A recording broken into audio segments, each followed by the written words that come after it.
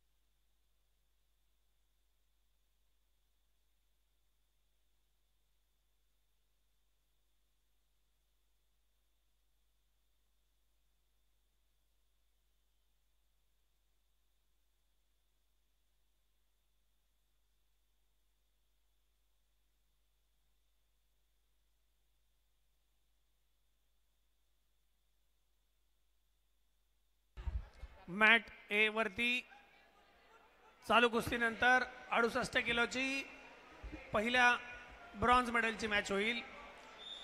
माननीय खानविलकर साहेब, शाखा अभियंता सार्वजनिक बांधकाम विभाग, सोबतच माननीय श्री बागडे सर, शाखा अभियंता सार्वजनिक बांधकाम विभाग, त्यांचं आम्ही मनपूर्वक स्वागत करतो.